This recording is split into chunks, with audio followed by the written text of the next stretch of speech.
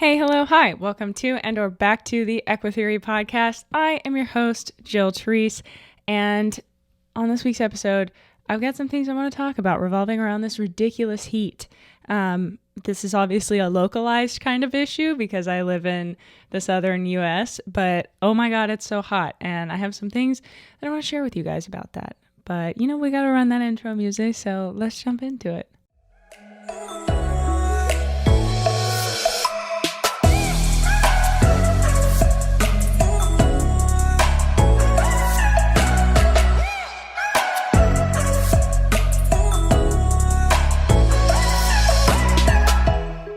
Alrighty, guys. Every time the music cuts off, I believe that's how I start. I apologize. But you know what? Obnoxious, but consistent. That's, I believe, Jazza. He's another YouTuber. He does art stuff. Forget if his channel name is just Jazza, but he always says obnoxious but consistent, I think. I think that's his joke. Anyway, credit where credit is due.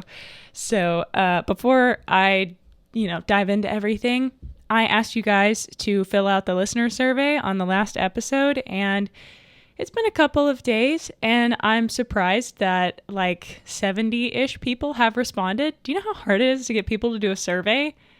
And 70 of you did it? You guys rock. Thank you so much to everyone who submitted like thoughtful responses, because it really does help me out. I mean, the show is for me, but it's also for you guys, and so it's really helpful for me to like not just have like yes, no, but also like really thought out answers.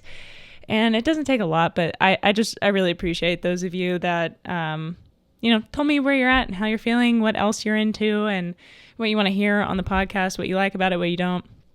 And you guys are like super, super nice. So I've got some stuff I want to talk about that in a sec. But first, I need to alert you all that today I am doing the Patreon live meeting. And just for those of you who don't know, it's every month we jump on Discord on a voice video channel. It's like Zoom. I answer questions, and they usually devolve from horse training into just personal life, people, things, and just talking with a bunch of people that also like horses. And I don't know, it's very casual, but also educational. At least it tries to be. So if you guys are interested in that, check out the Patreon. I'll have that linked below.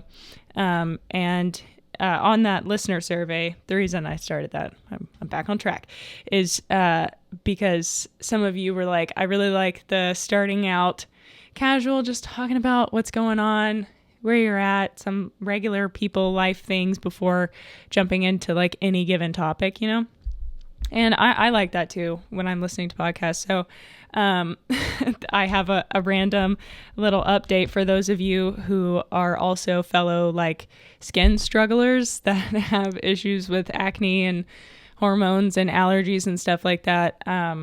Because listen to this. I was watching the H3 podcast the other day because they upload like 3 times a week, and 90% of what I do is very tedious website stuff on my computer. And I need something going on in the background. And they had this guy, I think his name is Martin. He is a water sommelier. And I have seen him on TikTok, and I was like, well, whatever. But he was talking about how a lot of like city water, tap water has chlorine in it. And I have been struggling with my skin so hard. Like, I don't know, for those, my audio visual listeners, I don't know if you can see on my hand here. Maybe you can, that I've got some eczema. I got some in my elbow pit and in my armpit and my knee pits. And so I have to be really careful, like all summer sweating. I'm going to be honest. I have no idea how eczema works. I know it's an inflammatory condition, and I'm trying to do everything diet wise to like help with that. But I'm also undoing like 20 years of bad dietary habits. But, yeah, so like when I get really hot and I sweat, and then it kind of like rubs, and then, I get like dust particles and usually grass and hay, and I'm allergic to those mildly. I did 5 years of allergy shots. So just a fun fact about Jill, I have a really wacky body. So whenever it like gets in those crevices, what a fun word. It kind of like just turns into eczema. I don't know if that's how it works, but I've always gotten it in like the crevicey areas. So I just have to be really, really diligent about like when I go out and get hot and sweaty, like I'm always finding a hose and like rinsing the hay and stuff off my arm, because it will just like dry out my skin instantly, and it's bad. But beyond that, here's the thing about the chlorine is growing up when I was a kid, like when we go to horse shows or like stay anywhere in a hotel for whatever reason, I couldn't sleep in the sheets because my skin, it was so sensitive that if they didn't use a specific detergent, I would just break out in a rash all over my body. It was like so sensitive.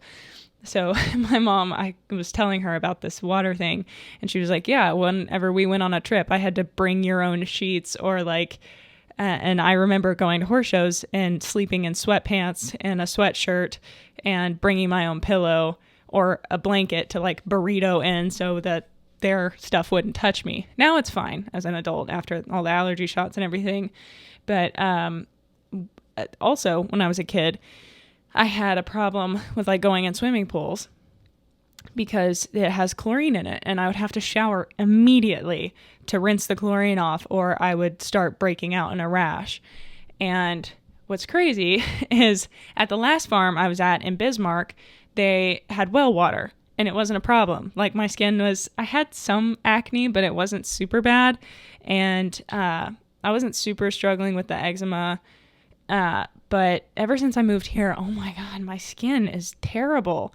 And, you know, I'm doing a lot, changing my diet and what I'm doing hormonally and medications and stuff like that. But I just couldn't figure out, like, I'm doing everything right that I'm supposed to, trying to, like, you know, figure out why my body is doing these things, because, you know, I believe that all behavior has a purpose, and I kind of believe that when your body is doing something weird, you know, outside of like, well, I mean, even then, like if you have an underlying condition, your body's doing the things it's doing for a reason.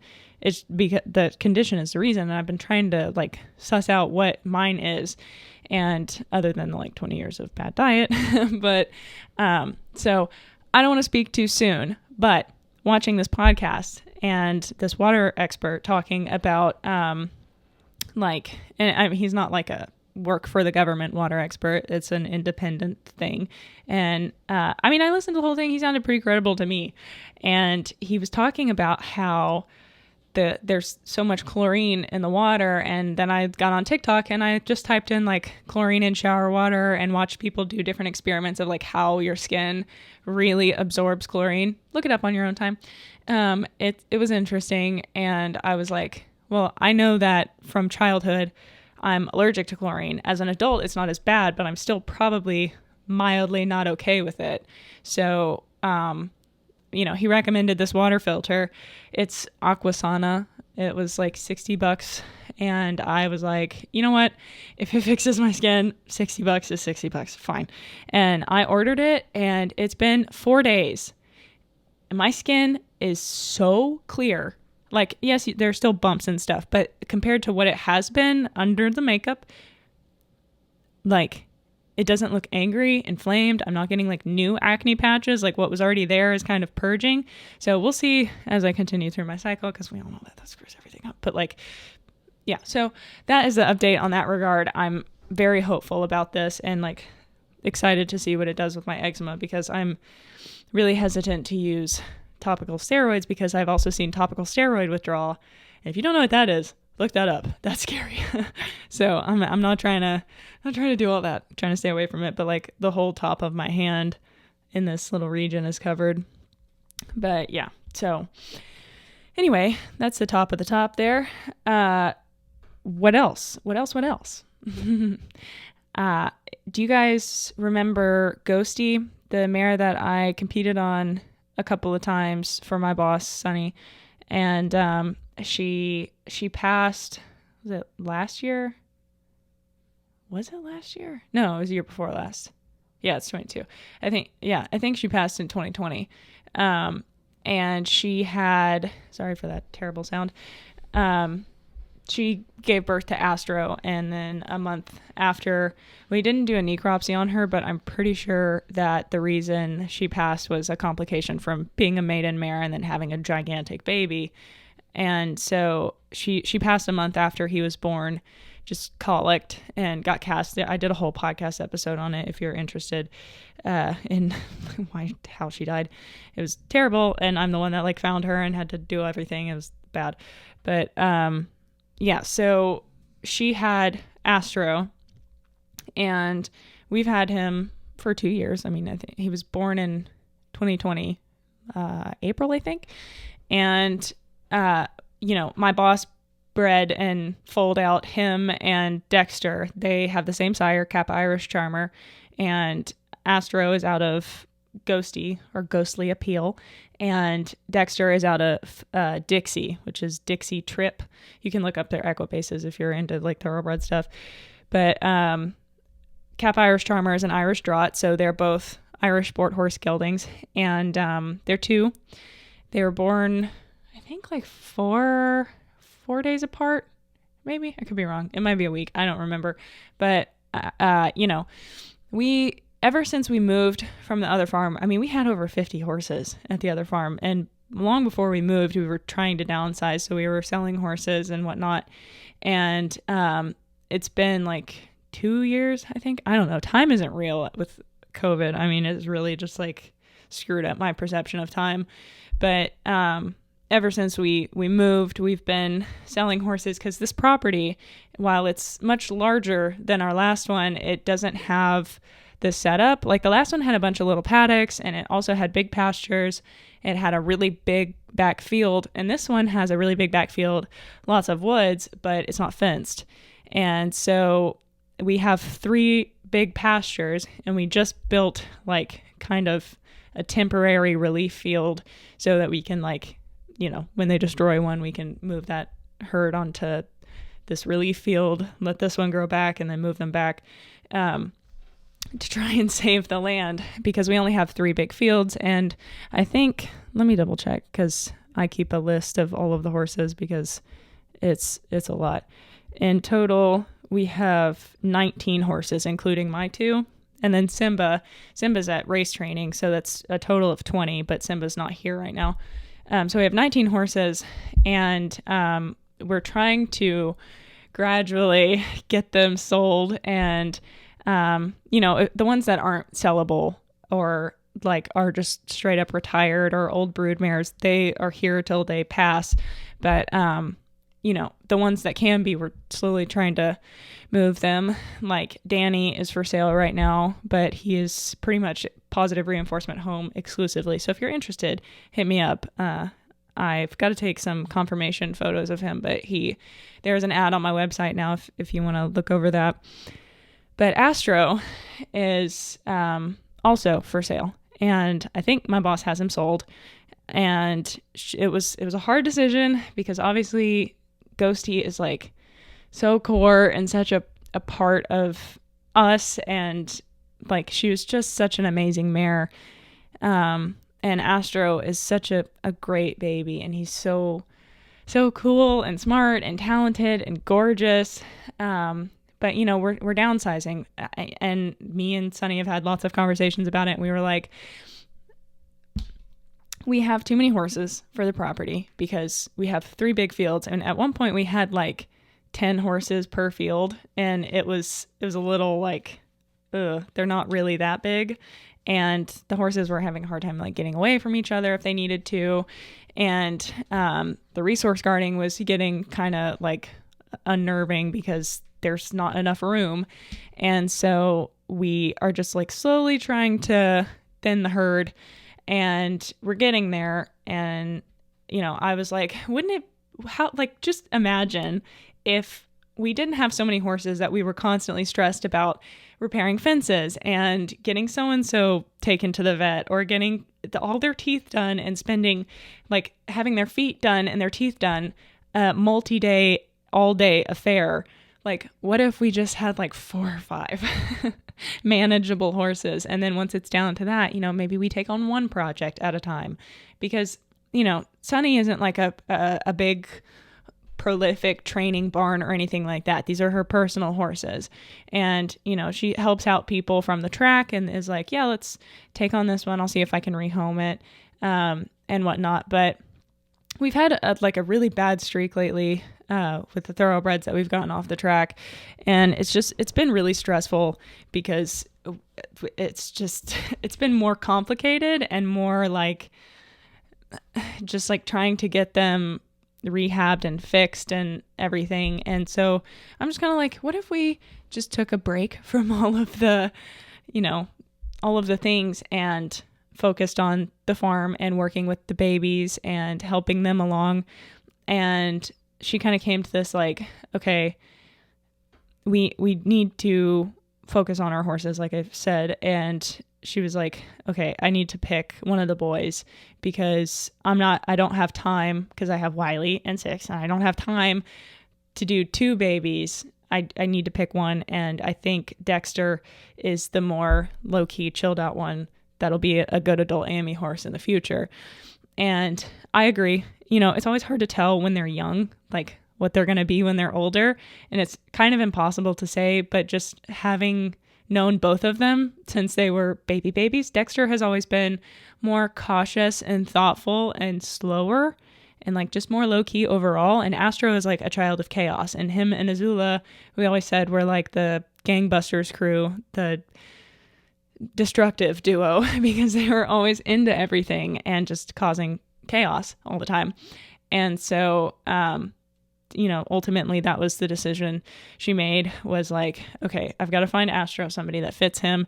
I can't take on any more horses. And while I loved Ghosty, Astro is not my type. I like my thoroughbred mares. And also I'm poor, like, not like, you know, I'm not trying to be like derogatory, but like I really I'm not even in a financial place to have bought Azula. So I can't take on another one. And I know the internet likes to be like, why don't you buy him? Where's the money? Become a patron. But yeah, so Astro, this morning we vetted him, and he is maybe we'll be leaving soon. That's going to be a hard day. But I woke up this morning at like 6:30, just wide awake, and about 7, my vet called me and was like, I'm gonna come give him a vet check and, you know, we'll do his PPE. And oh my God, so hot, like absurdly hot this morning. And I was out there for an hour while I came around waiting on the vet to get here. 5 minutes down the road. Oh dear, it just is that way. And so I have already had a shower this morning because I was sweating to death. And I'm not like super like grossed out by being hot and sweaty. It's that my body will literally revolt and I'll become covered in eczema. So no thanks. And yeah, I'm really not sure that that's how that works, but that is my perception of it. So that's how I live my life. I need to get back to my notes here. I did ask you guys on the survey if you preferred organized or free-flowing, and the common answer was a combination of both. I gotta flip my earring down there. It's getting uncomfortable. Yeah, so he got vetted this morning. He passed his vet check, and so now we will see, and I'll update you guys when we know something, if he has in fact sold and will be leaving. I know Azula, God, I hate that, like, I know that it needs to happen-ish, but also, like, that's Azula's best friend. But she is really close with Silvers in the field now, so, you know, there's that. I hate that logistics and finances and things like that come in between horses having friends. But I do understand that we do need to downsize, and also not having the time to give Astro, like, appropriate attention and training, because I'm super busy. I barely have time to do my job here as it is. And my boss is also busy. I mean, she has a kid and like 3 other horses. It's a lot. So anyway, yeah. So this episode, getting into the topic there's the update, and now we'll be diving into the beef, the meat of the episode, if you will. is how hot it's been, and just a little bit about my thoughts on like what we're doing to keep the horses cool in the heat, because right now it's June, like the end of June coming July, and this week has been brutal, like brutal. My coworkers that feed in the mornings and in the evening have been hosing the horses off after they get done feeding in the morning, and then hosing the horses off before they feed in the afternoon, and then I'm hosing off at noon.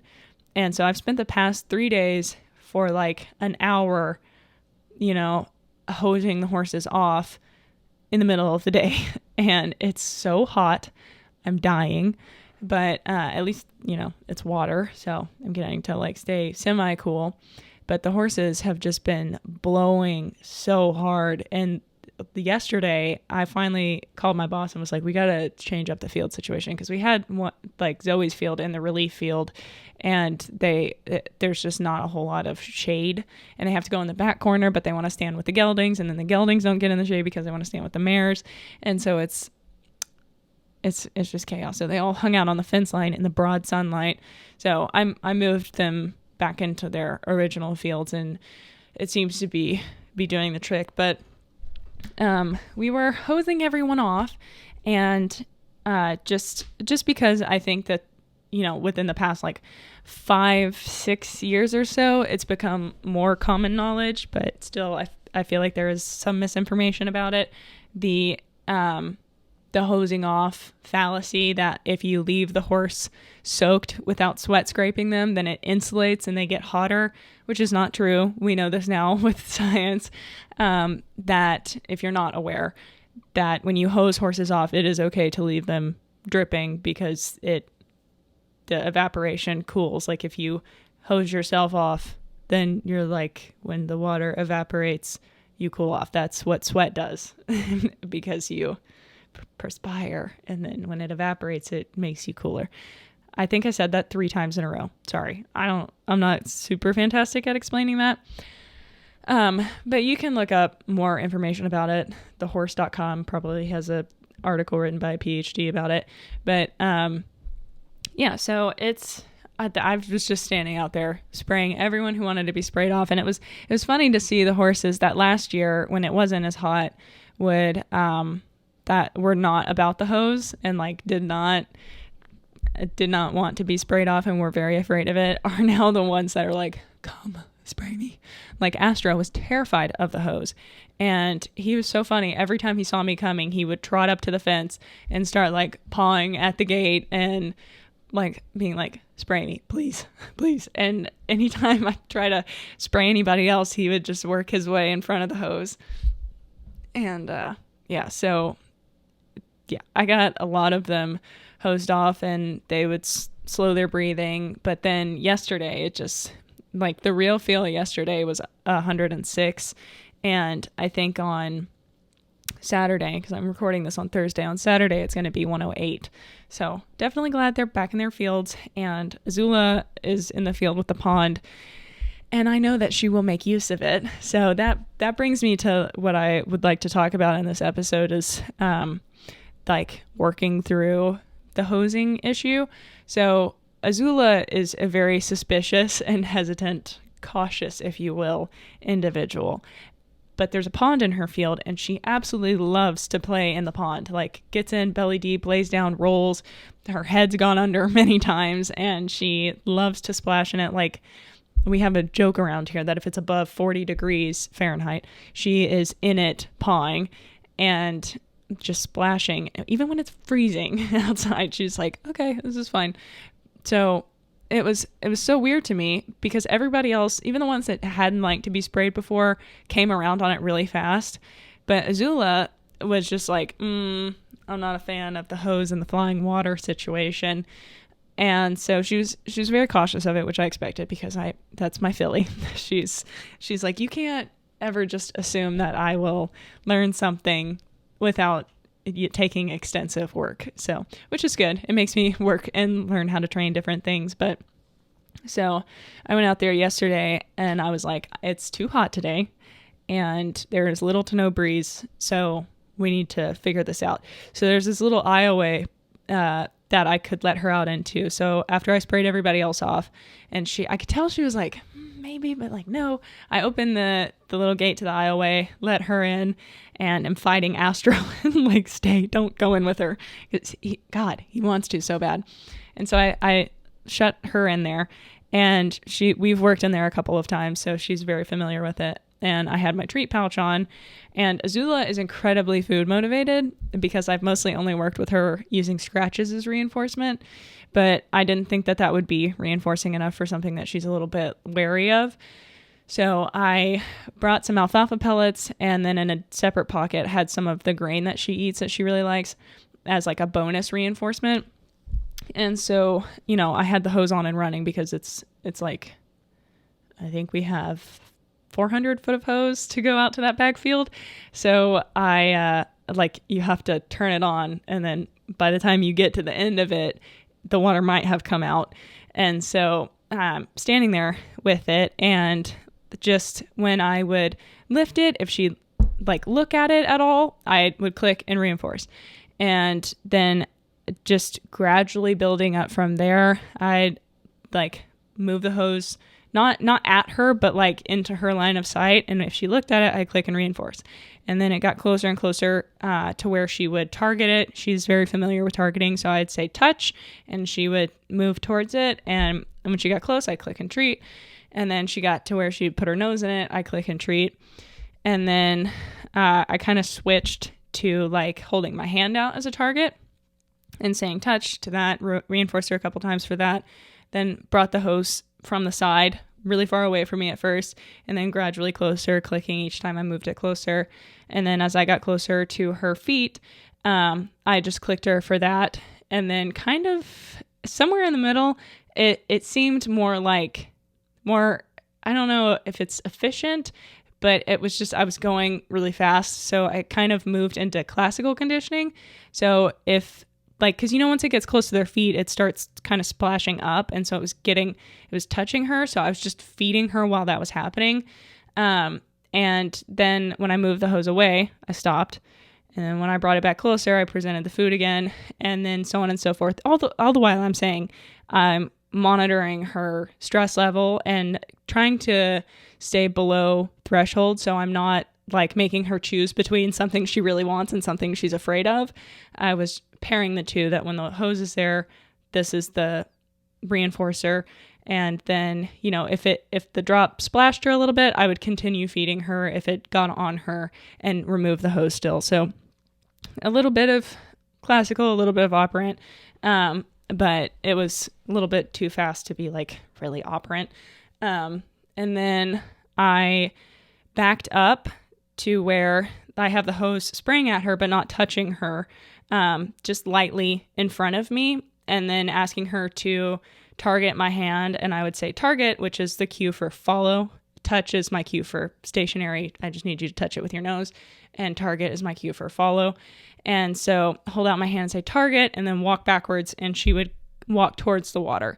So this is the point when I'm and this might have been too much for one session, but it was very hot. And I was I haven't worked on this before, and it's a little bit of pre-Mackie principle kind of day because it's so hot. Once she's comfortable with it, it will feel really nice, because even though it was semi-cold water, it's so hot. It really wasn't super cold. It even felt good on me, when normally I'm cold water is a no. But so I'm having her walk into the water, and her choosing to walk into the water, and then removing it after I click and feed, and then continuing on to do that. And all the while, each time that I kind of switch something might have been a little bit of a break, because, she's 2 years old, and she's in an area that she doesn't get to explore very often. And there are other horses there. So she would occasionally walk away. And this was also, an indication to me a little bit of maybe my criteria is too high, or maybe this isn't the right approach for her. So, I'm explaining it to you in the way of the different approaches that I tried to find out what worked best for her. And so I think kind of all of them together was just different forms of association, maybe worked to generalize it. I don't know if it was the most clear, well thought out approach, but I I was just kind of like testing different things. And I think Azula is pretty familiar with me doing that at this point. So she wasn't like nervous or alarmed or running away from it or anything. And then it got to where, so I would have her target and it was spraying her ankles, clicking and feeding, and then have her target towards me and walk into it. And then I might stop, and then when she got really close, and then it might have sprayed her knees a little bit, click and treat. And that is only something to do if you can click before the horse, maybe spooks. Try not to incite a spook. You want them to be comfortable before you move up that way. And so I didn't get that response from her when it touched her knees. And so working up from there to her chest, and then after she was comfortable with her chest, I switched to the feeding at the same time as the hose presentation because she was getting pretty comfortable with it. So I'd have her walk into it and then feed with the hose, and she wasn't moving away. And then I'm scratching her shoulder because she has this one spot, and I talk about it in the Athlete Azula episode, but I'm scratching her shoulder with the hose in my hand. So it's like I'm feeding, scratching, and hosing all at the same time. So doing my best to hit all the reinforcements and give her jackpots when it touches her. That's a detail I missed. So feeding jackpots when the water touches her to make that really, really good association for something that's potentially aversive. And then somewhere in there, it just completely flipped to where she no longer needed the food and just was like positioning her body to get the water on different parts. Like, I don't know how to explain it. And I didn't film it mostly because it's 100 degrees outside and I was like, my phone is going to erupt into flames.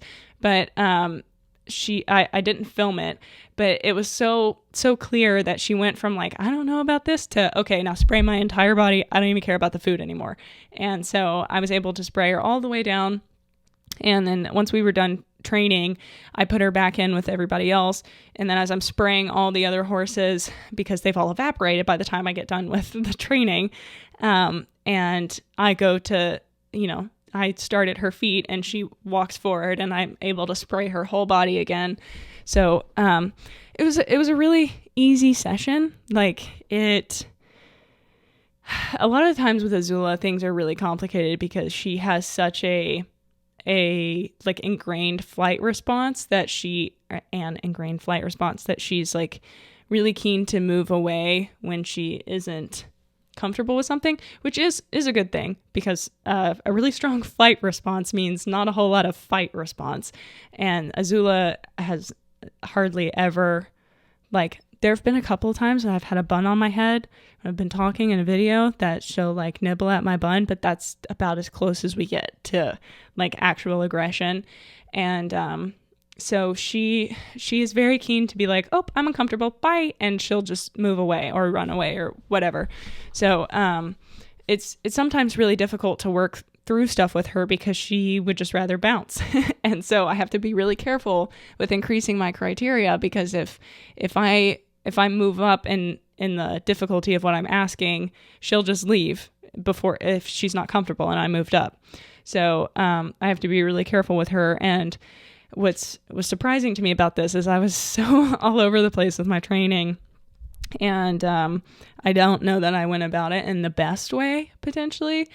And it always seems like I almost wish I could sell my horses to someone else and then like have them ask me to train them, because when it's other people's horses, I'm like, boom, boom, boom, boom, boom, boom, boom. This is how you work through it. And when it's my horses, I'm like, oh, I don't know, maybe like classical, maybe operant. I don't know. Like I blank out when it's my horses. And I think that's just a lack of not making actual shaping plans and writing down my like training protocol. But on that point, I am working to get a training journal up for you guys to purchase for digital things so you can like journal and keep notes about your training. But I have a lot of stuff I want to include in that, so it's going to take me a while to put it together and have it up and available.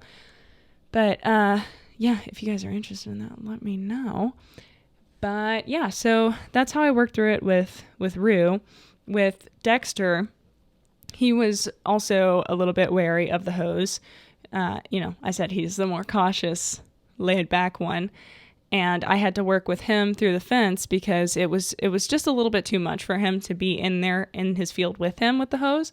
So I did the same procedure I did with Azula because he's also familiar with targeting, asking him to come towards me into the water, and then essentially he chooses to walk into the water himself.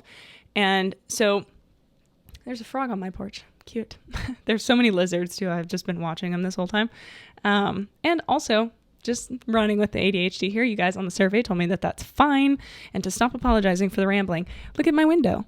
If you're watching, I opened it. I thought you guys deserve to see a little bit of nature. And filming on my iPad for some reason doesn't totally wash me out to have my window open. So that's pretty cool. Anyway, so what I find a lot of times with horses that are fearful is giving them choice is like A1, the best. And so if you allow them to choose whether or not they want to engage with the thing that is maybe frightening, and also control it a little bit because you don't want them to go too hard and then scare themselves. So allowing them that choice, with me being on the other side of the fence, that probably made Dexter feel more safe. Like I can't just come at him and he can really move away if he needs to. And also he's choosing to walk into it because the fence is chain link, so I could spray it pretty easily through, and just like holding it out and letting him walk into it, and then reinforcing and removing the hose when I would feed him. He was one that I could not leave the hose on and feed because it was like it was too uncomfortable for him to have the hose on him. So it wasn't like going to be a counter conditioning type situation where I could, the good stimulus with the aversive one and then change the aversive one to the good one.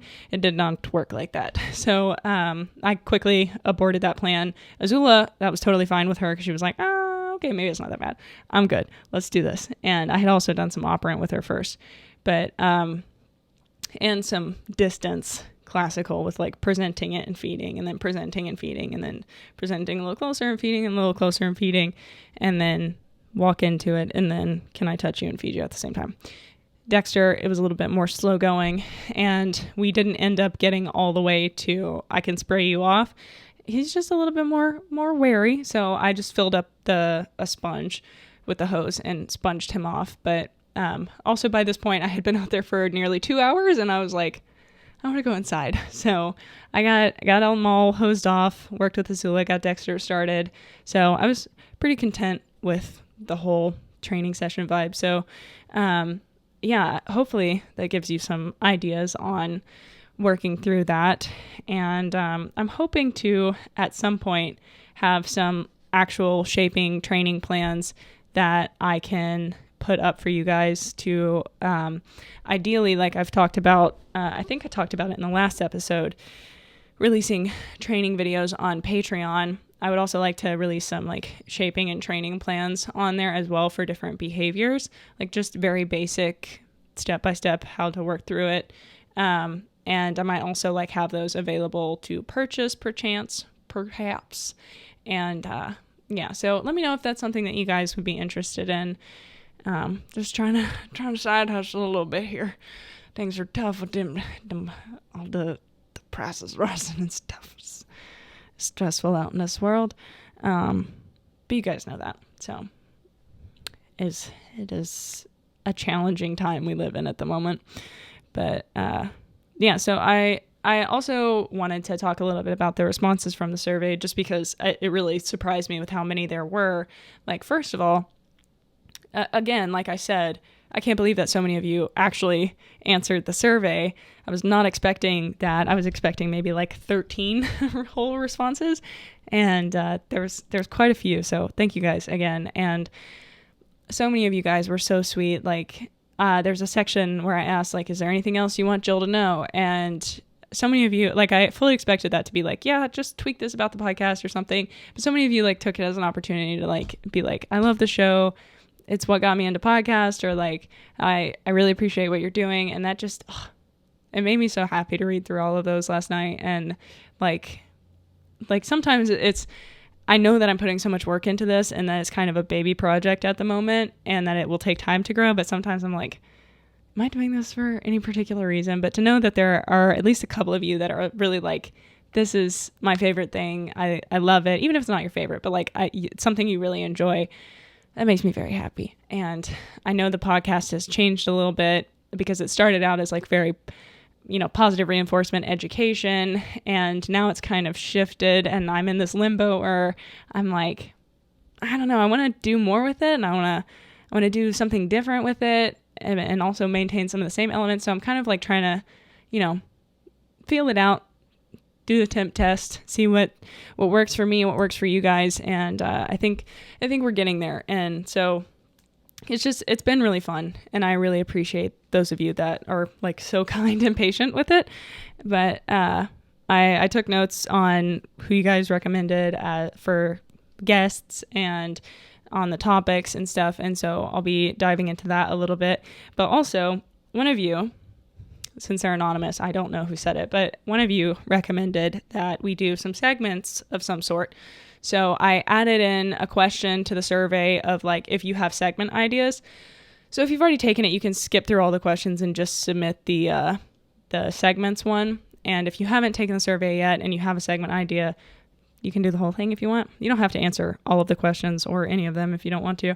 But yeah, so to have a closing segment, they recommended like maybe having a quote or something, and I do have an extensive list of quotes in my notes in my notes app. Here, let's see, one of them. Let me find one.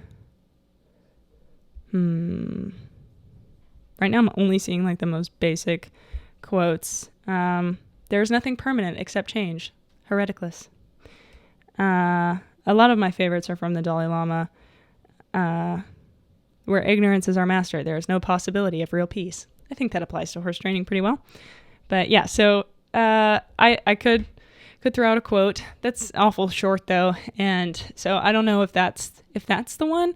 But they also suggested like doing a listener question, and I think I may make a survey like type document where like you guys that clicked on the survey link, and you'll see it down in the description if you haven't.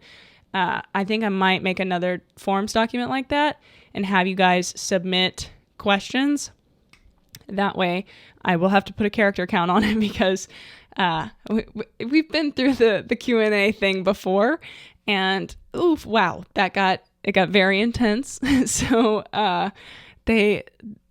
the questions got very long, and then it's like 30 minutes of me reading before I can answer the question, and then I have to hit every point. So just kind of like a basic topic, a question. So I may start doing that, and then I'll answer one or two, kind of like an advice segment at the end of each episode. That might be something that we could do. If you're interested in that, let me know.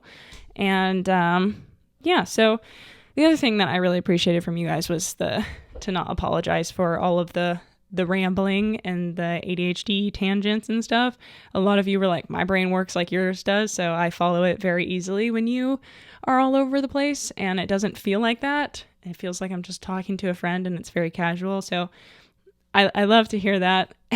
There was one that was like, because there's a question that asks, what's your favorite, or which podcast has your favorite structure? And somebody said Warwick's. Like, I like that it's kind of conversational, intuitive, but there's an overarching topic or message that it all comes back to. And I read that and legitimately said to myself out loud, yeah, I know.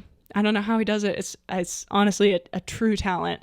So I try, but I just end up derailing really hard.